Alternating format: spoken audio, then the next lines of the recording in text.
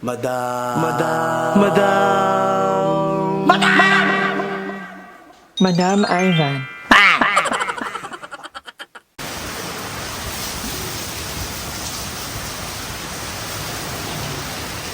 So, ayan mga kangonger, nauna ng Ilaaye, lipat kami ng actually mag-hotel na lang kami. Thank you kay Mami kasi wala rin kuryente sa amin, simula pa kagabi. Tapos, ngayon, naka-red warning na po ang Cavite. Kanina pa yung ganyan, sobrang lakas ng ulan. After ng baha, andito na yung tingnan natin kung anong ginagawa nito. Ay! Taray ang yaman ni Sir! Nakabatang! Walang galit mo na. Itatim daw! Ala! Anak, mayaman. Thank you, Mami, sa paano na-rescue niya kami sa aming sobrang hirap ng pinagdaanan namin today. Yung baha, yung muntik pa kami maano ng puno. Actually, magkikwento muna. Dapat maliligo muna ako bago ako mag-vlog. Pero nandun po ako na munang magkukwento sa inyo. So, tara, upo tayo. Hi guys! Welcome back to my channel. For today's video, nandito tayo ngayon sa General Talia. Actually, kanina, kakagaling lang namin ng outing. So, quick story time lang muna tayo ngayon bilang umuulan. Ang lakas ng ulan simula kanina pa. Kahapon, parang yellow warning pa lang. Ngayon na red warning mo. Kanina umaga talaga, sobrang lakas ng ulan. Walang tigil. Tapos, yun nga, nag-outing kami. Nataon lang talaga na yung outing namin ay may bagyo. Hindi na namin makansel kasi nag-settle na lahat, yung tutuluyan namin, yung mga pagkain and everything. So, at the same time, yun kasi ay trip lang sa amin ni aming very good mother na si Mami E. Thank you so much, Mami. So, yung nag-arrange ng lahat. So, kami talagang pumunta lang kami doon, nag-enjoy, and although hindi ko may papakita muna yung mga clip kasi nga, parang ang sensitive naman, lalo na ngayon na sobrang devastated ang ilang mga lugar, lalo na sa Bicol. So, ayan, kung meron po tayong kakayahang tumulong kahit papaano, pwede po tayong mag-donate ng mga pag-dayuan kagaya ng Angat Buhay. Yan, meron ilang puntahan nyo lang yung page ni Madam Lani Robredo dahil nandun yung lahat ng mga information kung saan pwede kayong magpadala ng mga tulong nyo like in-kind donation or pwede rin count donation. So yeah, pwede kayong makatulong in your own little way. And may nakita rin ako kanina ang yung feed ko na parang yung mga animal, kung tayo po ay mga pet owner at tayo rin ay nakakaranas ng hagupit ng bagyo, let's make sure na hindi maiiwan yung mga pet natin kasi nakaalala yung sa atin yung yung kaligtasan nila. Hindi naman nila kaya yung sarili nila or kung hindi talaga kaya at huwag na lang ikulong sa cage, pakawalan kasi kung meron mang ibang makakita or matutulungan nila sila. Kasi kawawa yung mga lalo na mga kaawa. Yun, ang ng araw na to, ang kaligaya. Yung outing namin, masaya talaga, sobrang saya. Yung habang umuulan, alam mo naman ang mga Pinoy, typical na although hindi naman namin na we're celebrating, pero wala, nataon lang talaga na may bagyo and hindi na namin ma-reschedule. And nakakaloka pa, kasi kanina natutulog ako, tapos biglang hinigiting nila, ay kakalipat ko lang, kasi natulog ako sa baba, kasi nga medyo matikip na sa taas. So, natulog ako sa ilalim ng hagdan. Ilang araw pala ako natutulog.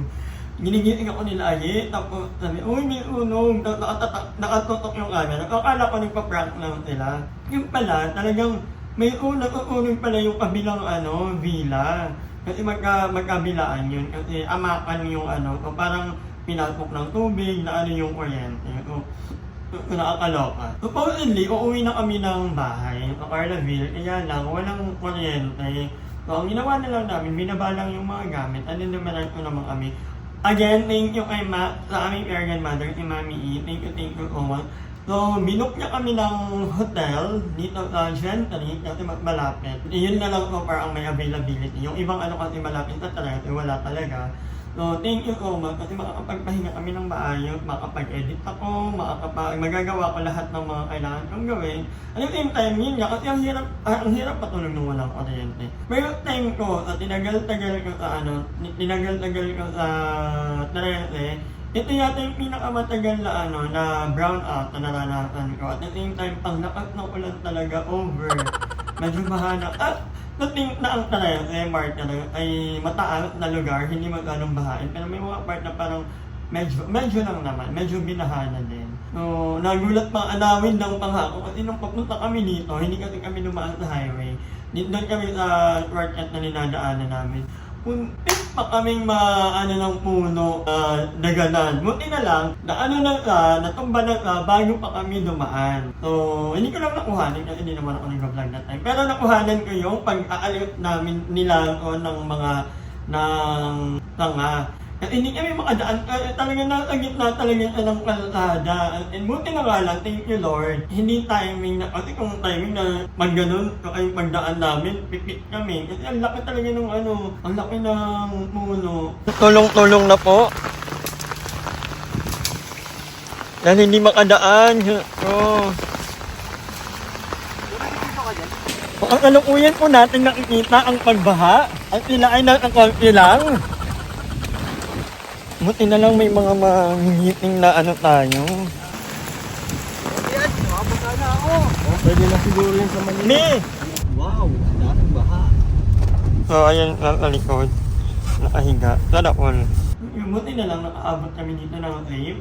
So, sana evening kayo sa inyong mga kanya-kanyang bahay. Kung kailangan lumikas po kasi ang mga gamit, although ang dali lang sabihin kasi pero totoo po yun, yung mga gamit natin, mga ari-arian ay pwede namang mapalitan, pwede pagtrabahuan ulit, pero yung life natin, yun kasi yung pinakamahalaga kasi ito lang buhay natin, di ba? So, pag sinabi ng ng pamunuan or ng barangay na kailangan lumikas na po agad tayo. Lalo na doon sa mga lugar na madalas talagang inaano ng baha or kasi kailangan pong mag-ingat tayo lahat. But anyway guys, hanggang dito lang muna ang vlog ko. Yung mga clip ko during our streaming, next time ko na i-upload gawa ng mahirap naman maging masaya tayo sa pinagdadaanan ng natin yan, ng basta natin, di ba? So again, thank you so much sa lahat ng mga reviewers, sa lahat ng mga nagdo-donate at sa mga magdo-donate pa lang. So kung hindi nyo po alam kung saan po kayo makakapag-donate, I think kasi ako konting halaga lang naman kasi magkano lang we can donate sa Angat Buhay ni Madam Lani Reverendo. So, ayun. Ingat kayo palagi and I will see you on my next vlog. So, pumunta si Aye kanina. Actually, pinuntahan niya ako. So, nagkwento ka na muntik din pala sila habang bumabiyahe sila papunta dito kasi nakamotor sila ni Darla. Habang papunta sila dito, konting-konti, may naririnig daw ka parang lumalingit yung yung poste ng kuryente. Tapos sabi niya kay Darla, bilisan mo. Tapos sakto lang, nakalagpas ng ng konti sa poste. Sumabog yung transformer. Naramdaman niya pa talikod niya tapos nag-round pa si Darla. So alam mo yun, sobrang pala talaga ng... Ayun kasi, mga gala kasi kaya hindi po kami naggala, naghanap lang kami ng matutuluyan. Kasi malakas din ako na sa amin walang kuryente. Hapon pa walang kuryente actually sa Carlaville. Yun nga, pakinggan niyo yung mga kwento ni Aye. Pagtakbo ng motor namin kasi kung sobrang bagal nun, madam, feel ko na sabugan kami ng transformer. Yung sa inyo, nakalagpas na kayo pumutok. Yung sa amin naman, buti na lang, hindi pa kami nakakadaan, natumba naman yung puno. Kasi nakakaloka, kung sumakto talaga kami doon, madam, kami lang yung shigpay kasi kami pa lang yung sasakyan eh.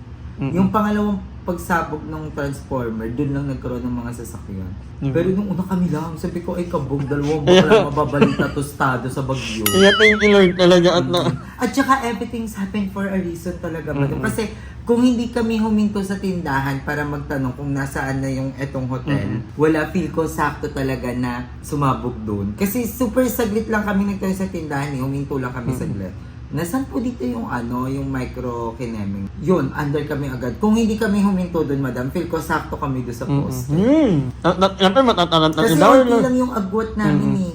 Ang sakit niya sa likod, din naramdaman ko yung impact. Tapos si Nage Dolls na ground. Ba't hindi kayo natumba? Uy, sabi ko, Nage Dolls, bilisan mo. Bilis si Nage Dolls, nakapikit ha. Sabi ko, buti na lang kasi wala naman sasakyan. Pero ang katao.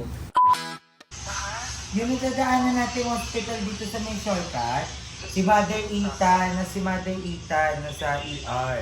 Ano nangyari? Ha? Ano nangyari kay Mother? Over prettiness, sine-check up. Sumobra daw yung kagandahan niya. Sabi ng mga ang ganda niya daw sobra, kailangan niyang i-ER. Ooperahan ata, babawasan yung ganda niya. Nagkulo eh. Andito ka na, Madam Ivan. Hi! Maraming salamat sa panonood ng video na to. At kung natuwa ka, please don't forget to like and share this video. Mag-subscribe na rin kayo para bongga na. Yun lang.